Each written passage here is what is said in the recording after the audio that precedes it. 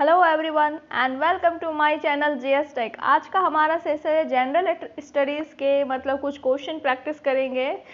देखते हैं, स्टार्ट करते हैं। फर्स्ट क्वेश्चन है, झारखंड के किस भाग से इंडो सीथियन सिक्के प्राप्त हुए हैं? इंडो सीथियन सिक्के प्राप्त हुए हैं तो वो है आपका चाईबासा से। झारखंड के चाईबासा से इंडो सीथियन के सिक्के प्राप्त हुए हैं और रांची से जो है वो आपका कनिष्क के सिक्के प्राप्त हुए। तो करेक्ट ऑप्शन है कि झारखंड के किस भाग से इंडो सीथियन प्राप्त हुए, वो है चाईबासा से। नेक्स्ट क्वेश्चन है, सूतिया पहान ने अपने राज्यों को कितने गढ़ों में विभक्त किया है? वो है 7 भागों में विभक्त किया सूतिया पहान ने। तो जो 7 भागों में विभक्त किया वो है लोहरदगा, जिसको पहले हम लोग लोहगढ़ के नाम से जाना जाता था, हजारीबाग, पालूनगढ़ को अभी हम लोग पलामू के नाम से जानते हैं, मानगढ़ को हम लोग पहले मानभूम के नाम से जानते थे, और सिंहगढ़ जो हम लोग सिंहभूम के नाम से जानते हैं, केसलगढ़ और सुरगुज्जा, ये हम लोग को 7 भागों में बांटा गया है। नेक्स्ट क्वेश्चन है, दीकवाओं से अब हमारी लड़ाई होगी और खून से जमीन इस तरह लाल होगी जैसे झंडा। यह कथन किस आंदोलन से संबंधित है? पहली बात तो दीकवाओं का मतलब होता है गैर आदिवासी से मतलब होता है। और यह कथन का जो किसने कहा था, तो यह कथन बिरसा मुंडा ने कहा था। यह मुंडा उलगांव के समय यह बिरसा मुंडा ने कहा था कि दीकवाओं से अब हमारी लड़ाई होगी, खून से जमीन इस तरह लाल होगी जैसे कि झंडा। तो करेक्ट ऑप्शन है आपका option number D. Next question है, दामोदर नदी घाटी निगम के अधीन 1953 में सर्वप्रथम कौन सा जल विद्युत केंद्र की स्थापना की गई थी? तो करेक्ट ऑप्शन है आपका तिलैया डी। दामोदर नदी घाटी के तहत 3 से 4 परियोजना का स्थापना किया गया था। देखिए, तिलैया जल विद्युत केंद्र की जो स्थापना है वो है 1953 में किया गया था, जो कि बराकर नदी पर किया गया है। उसी प्रकार 1957 में आपका मेथन जो कि आपका बराकर नदी पे है, कोनार ये बोकारो नदी पे है, और ये सभी जो हैं आपके दामोदर घाटी निगम के अधीन स्थापना किया गया है। कोनार की स्थापना जो है 1959 में किया गया है, तिलैया का 1953 और मेथन का जो है 1955 में किया गया है। तो करेक्ट ऑप्शन है दामोदर नदी घाटी निगम की किस अधीन 1953 के तिलैया। नेक्स्ट क्वेश्चन है, माँ योगिनी मंदिर झारखंड के किस जिले में स्थित है? तो करेक्ट ऑप्शन है आपका ऑप्शन नंबर बी, गोड्डा। माँ योगिनी मंदिर गोड्डा जिले के बारकोपा पहाड़ी पे स्थित है। ऐसा कहा जाता है कि जैसे कि माता सती का जो दाहिना जांघ है वहाँ पे गिरा था, यहाँ पे गिरा हुआ था, यहाँ पे माँ की प्रतिमा के रूप में जांघ की आकृति का अंश है। तो करेक्ट ऑप्शन है आपका बी, गोड्डा। नेक्स्ट क्वेश्चन है, उराव जनजाति के पंचायत को क्या कहा जाता है? तो उराव जनजाति के पंचायत को पंचोरा कहा जाता है। उराव जनजाति के पंचायत को पंचोरा कहा जाता है। और जो हातू है वो हातू मुंडा के पंचायत को कहा जाता है। मुंडा के पंचायत को हातू कहा जाता है और उराव के जनजाति के पंचोरा कहा जाता है।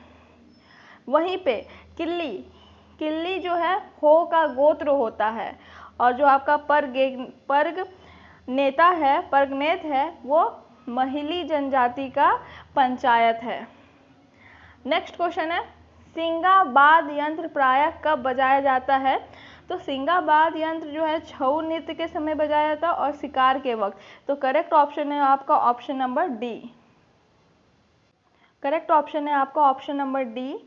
सिंगा जो प्रायः भैंस या बैल के सींग से बनाया जाता है और छऊ नृत्य और पशुओं के शिकार के वक्त पशुओं को खदेड़ने के लिए इसका प्रयोग किया जाता है। तो करेक्ट ऑप्शन है ऑप्शन डी। नेक्स्ट क्वेश्चन है, इनमें से कौन से पूर्व में मुर्गे की बलि दी जाती है? यानी कौन से पर्व में मुर्गे की बलि दी जाती है? वह है चंडी पर्व में मुर्गे की बलि दी जाती है। और यह प्रायः जो होता है किन जनजाति का पर्व है? ये उराव जनजाति का पर्व है। इनमें मुर्गे की बलि दी जाती है। जो माघ पर्व है वो माघ महीने में होता है। जो टिशु पर्व है वो मकर संक्रांति के दिन होता है। तो करेक्ट ऑप्शन है आपका ऑप्शन नंबर बी, चंडी पर्व। नेक्स्ट क्वेश्चन है, इनमें से किस जगह आज़ादी से पहले पुलिस प्रशिक्षण केंद्र की स्थापना की गई थी? तो करेक्ट ऑप्शन है option number B, Hazaribagh. Hazaribagh में 1912 में पुलिस प्रशिक्षण केंद्र की स्थापना की गई थी।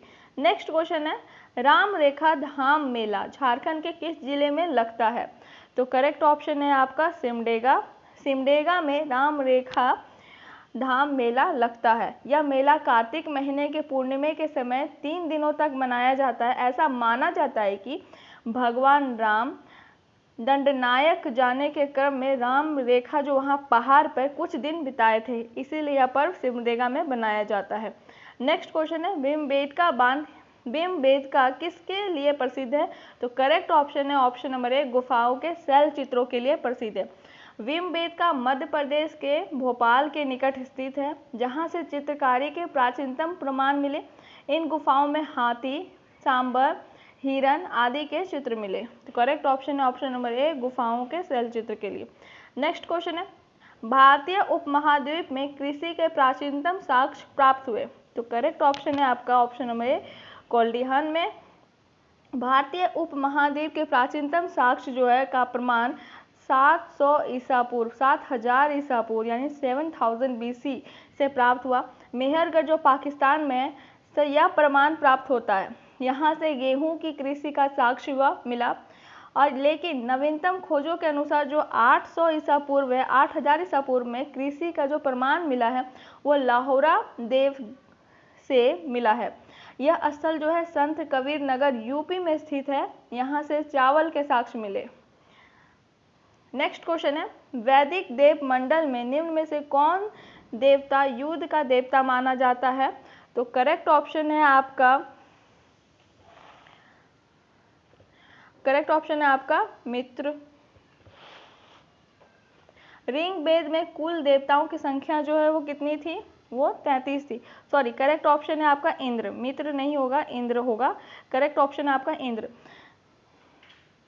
ऋग्वेद में कुल जो है 33 देवताएं बताए गए हैं, देवताओं की संख्या है। इनमें से जो प्रमुख है वो इंद्र, अग्नि, वरुण का जो सर्वाधिक महत्वपूर्ण स्थान है। ऋग्वेदिक काल में सबसे महत्वपूर्ण देवता जो है वो इंद्र हैं, जो युद्ध और वर्षा के देवता हैं। इंद्र के 2 उपनाम हैं। इंद्र ने तोतन के रूप में आर्य कबीले का नेतृत्व किया और आर्यों को पराजित किया। इस रूप से वे पुरंदर कहे जाते हैं। इंद्र पुलवी के रूप में वृत्राक्षस का वध किया और जल को मुक्त करवाया। इंद्र के लिए ऋग्वेद में सर्वाधिक जो है वो 250 युक्ति है, 250 सूक्त हैं। इस काल में अग्नि जो है दूसरे स्थान में है और जो वरुण है आपके वो तीसरे स्थान में। वरुण को ऋतु का रक्षक माना जाता है। मित्र को जो है वो प्रतिमा तथा शपथ का देवता माना जाता है। तो करेक्ट ऑप्शन हुआ आपका इंद्र। नेक्स्ट क्वेश्चन है, विश्व का सबसे ऊंचा कहा जाने वाला विश्व शांति स्तूप कहाँ स्थित है? तो करेक्ट ऑप्शन है ऑप्शन सी, राजगीर। हेंगसांग के अनुसार अशोक ने टोटल 84,000 स्तूपों का निर्माण कराया था, जिसे पुष्यमित्र ने नष्ट कर दिया था।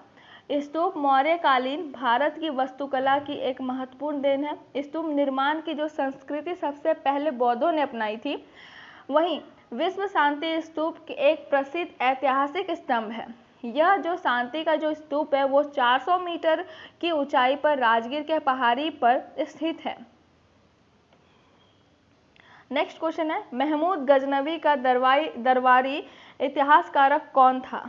तो करेक्ट ऑप्शन है आपका उत्तवी।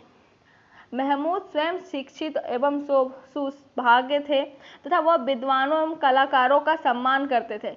उसने अपने समय के महान विद्वानों को गजनी में एकत्र किया था। उसका दरबारी इतिहासकार उत्तवी था। गणित, दर्शन, ज्योतिष और संस्कृत का उच्च कोटि का विद्वान और अलबरूनी दर्शन शास्त्र का जो विद्वान वो थे वह Farabi. Thank you very much. अगर आपको हमारा वीडियो अच्छा लगा हो तो प्लीज़ सब्सक्राइब करें।